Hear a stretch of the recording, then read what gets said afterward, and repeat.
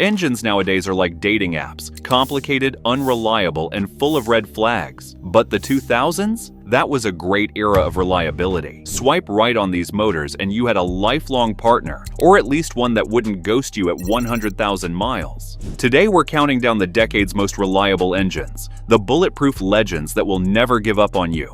Like your ex. Number 7. Toyota 1ZZ engine. You know what makes Toyota engines so dead reliable? Let us explain with an example. If there's a hen that lays golden eggs, Toyota doesn't try to kill it to get all the eggs at once. They keep benefiting from it.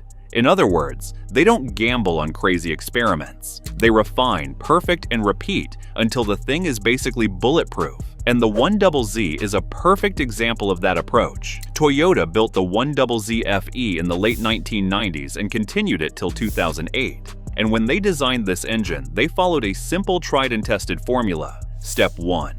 Build it simple, but tough. The 1ZZ had an aluminum block to keep weight down, forged rods strong enough to handle neglect, and a timing chain instead of a belt. That last part matters because a broken timing belt can kill an engine instantly. With a chain, you don't replace it unless you really want to, and most people never do. Step 2.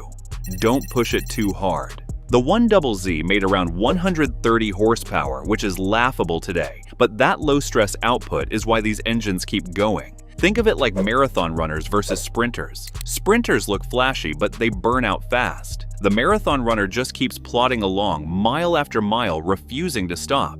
That sums up the entire personality of the 1ZZ engine. And step 3. Put it in everything. Corolla, Matrix, MR2 Spider, Allion, Wish, Vibe. Toyota scattered the 1ZZ across the globe like candy at Halloween. The strategy worked as millions of people unknowingly ended up with the same bulletproof heart under their hoods. Now, it wasn't perfect. Early versions had a little drinking problem, oil consumption from thin piston rings. But here's the crazy part. Even with that flaw, the 1ZZ just wouldn't quit. As long as you kept topping it off, the engine didn't care. Burn a little oil? Fine. It still starts every morning. That's why people still talk about these Corollas and Celicas like they're indestructible. Not because they were fast, not because they were glamorous, but because they showed up day after day for hundreds of thousands of miles. Number 6. Ford 4.6-liter 2V, modular V8.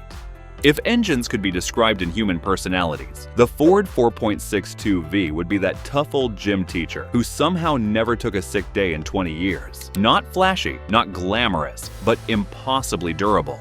Built from 1991 all the way to 2014, this V8 showed up everywhere under the Ford Lincoln and Mercury family tree. Crown Victorias, town cars, F-150s, you name it. Basically, if you rode in a taxi, got pulled over by a cop, or borrowed your grandpa's car in the 2000s, chances are this engine was under the hood. Now, was it the fastest thing out there? Absolutely not. Ford fans initially complained that it replaced the old 5.0 Windsor V8 with something that felt a little tame. But the 4.6 didn't need to win drag races. It won at something much better, lasting forever. We're talking engines hitting 400,000 miles, still idling smoothly, like they hadn't seen decades of wear and tear. And yet, Ford still gave it some muscle when it mattered. The Mustang crowd got to see what this engine could really do in the 2001 Mustang GT Bullet and the 2005 Mustang GT, its most powerful applications. And no, it didn't turn Mustangs into Ferraris, but it gave them reliable V8 grunt you could hammer on without worrying about the engine grenading itself. Interestingly, the 4.62V even picked up some awards along the way, earning spots on Ward's 10 Best Engines list multiple times. That's like the Oscars of the engine world. And sure, earlier years of this engine had issues like plastic intake manifolds that cracked at the worst possible times and leaking coolant. But Ford fixed them in the much improved versions of the 2000s. And by the time production ended in 2014, the 4.62V had built a reputation as one of the toughest workhorse V8s of its era. Number 5. Toyota 1JZ and 2JZ. Some engines are reliable, others are powerful, but the Toyota 1JZ and 2JZ, they're like samurai swords, forged with such precision and strength that decades later, they're still feared and respected. Honestly, Toyota just wanted to build reliable engines here, but they accidentally built immortality. The story behind these engines begins with the 1JZ, a 2.5-liter inline-six that Toyota tucked into cars like the Chaser, Mark II, and Soarer. On paper, it wasn't crazy, about 280 horsepower max, but numbers never told the full story. This engine delivered power like butter sliding off hot toast, smooth, satisfying, and way more addictive than it should have been. And when you pushed it hard, it didn't complain, it begged for more. That's why drifters fell in love with it. You could shred tires all night, blow smoke like a chimney, and still drive home in time for breakfast. But Toyota wasn't done. They went full anime boss mode and unsheathed the 2JZ, the 3-liter big brother that found its way into legends like the Supra, the Aristo, aka Lexus GS, and the Lexus IS 300. If the 1JZ was sharp, the 2JZ was a tank covered in samurai armor, carrying a bazooka just in case. Stock, it made around 320 horsepower. Solid, but that was Toyota being humble. Underneath, they had engineered one of the most overbuilt, indestructible motors in history. How overbuilt? Let's put it this way. Toyota gave it a thick cast iron block, forged crankshaft, and beefy internals. Everything inside basically screamed, "Go ahead, add more boost, we dare you." Other engines? They'd explode faster than a cheap firework. The 2JZ? It just smirked and tightened its belt. Tuners soon discovered you could crank it up to 700, 800, and even 1,000 horsepower. And here's the kicker. This wasn't some exotic race motor hidden away in million-dollar cars. Nope. Toyota put these things in family sedans and luxury cruisers. People literally drove their kids to school with the same engine that could later destroy sports cars on the drag strips. Families racked up 300,000 miles commuting to work and then handed the keys to their kids. That's why the 1JZ and 2JZ aren't just remembered, they're worshipped. But Toyota wasn't the only Japanese automaker cooking up engines that just wouldn't quit. Up next is the contender that tried to snatch the reliability crown for itself. Number 4. Honda K-Series. It is 2001, and Honda has a tough problem, replacing the legendary B-Series engine, the motor that basically built Honda's reputation in the 1990s. Fans are skeptical and collectively believe there's no way they can top that. But Honda, being Honda, says, "Watch this," and drops the K20A, which is considered by many as one of the greatest 4-cylinders ever made. See, this K-Series engine wasn't just another 4-banger. It came in sizes from 2.0 to 2.4 liters and showed up in over 15 different models: Civics, Accords, CR-Vs, RSXs, basically half the Honda lineup. And the best part? The K20A sounded like nothing else. It is widely considered one of the best-sounding 4-cylinders ever made. You didn't just hear VTEC kick in, you felt it, but sound alone doesn't earn you engine that lasts forever status. The reason the K-Series became legendary comes down to how it was built. Honda didn't cheap out. The internals weren't weak cast parts, they were forged, which meant they could handle years of punishment without throwing in the towel. The cylinder sleeves? Cast iron. Translation: they could take serious heat without melting like engines that used lighter materials. And then there was the compression ratio. Honda could have gone nuts with it and made the K-Series a fragile fire breather, but they played it smart, keeping it between 9.8 to 1 and 11.0 to 1 for most versions. That sweet spot meant less stress on the engine and way more longevity. The result? Engines that are still alive decades later. Even if the body rusted away, the K-Series inside is usually still purring like it's day one. Car guys know this too. That's why you'll find K-Series swaps in all kinds of builds, from old Hondas to track cars to projects that never even had a Honda badge. Throw on a turbo supercharger or just keep it stock. The K doesn't care. Before we reveal the final 3, don't forget to hit the like button and comment below which car engine from the 2000s you love the most. Number 3. Toyota 2GR. Did you know one Toyota engine was so good, even a renowned British automaker like Lotus used it in their sports cars back in 2009? We're talking about the 3.5-liter V6 that showed up in 2005 and basically said, yeah, I'll handle everything. Trucks? No problem. Sedans? Easy. SUVs? Absolutely. Luxury Lexuses? Of course. That's the beauty of the 2GR. It wasn't just versatile, it was bulletproof. Built with a die-cast aluminum block and an aluminum head, this engine delivered anywhere from 237 to 316 horsepower, depending on where Toyota decided to stick it.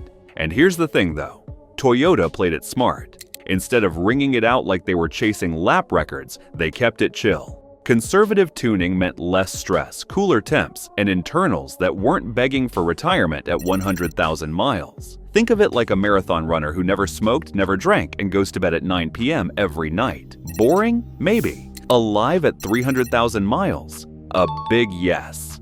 And here's the real-world proof.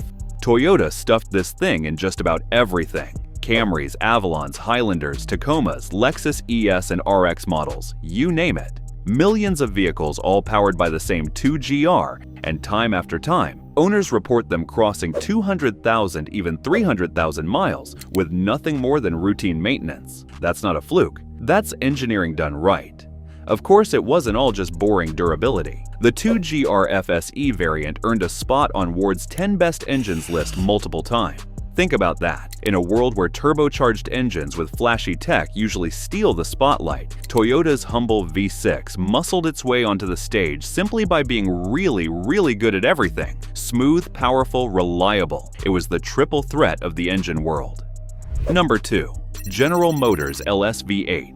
People love to make jokes about American cars. Cheap plastic, squeaky interiors, and engines that guzzle gas like it's free. But when it comes to building a proper small block V8, GM basically looked at the critics, dropped an LS on the table, and basically went, "Say that again. We dare you." But here's the funny part. The LS isn't some weird one-off miracle. It's actually the third generation of GM's legendary small block V8, which has been around since 1955 and has sold over 108 million units. That makes it the best-selling car engine in history. The LS story kicked off in 1997 with the LS1, which showed up in the Corvette C5 and later the Camaro. What made it special wasn't flashy technology, but just evolution. It didn't need Italian hand-stitching or German over-engineering. The LS worked because it was compact, relatively lightweight, and delivered huge amounts of reliable power without costing a fortune. It was the kind of engine you could beat on all week, take on a road trip, or throw in a race car, and it would happily do it all. And the reliability? Let's just say the LS put a lot of found-on-road dead jokes about American engines to bed. These motors regularly clock 300,000 miles with just basic maintenance, so much so that many call the LS V8 the Rocky Balboa of engines. Takes a beating, keeps swinging. Plus, the LS is practically the Lego set of the car world. Modular, easy to wrench on, and endlessly upgradable. So if you wanted more horsepower, the LS was like a blank canvas. Add a turbo, supercharger, nitrous, or just build it bigger. That's why today you'll find LS engines swapped into everything imaginable. Classic muscle cars, imports, trucks, boats, dune buggies, even airplanes. If it moves, someone has LS swapped it.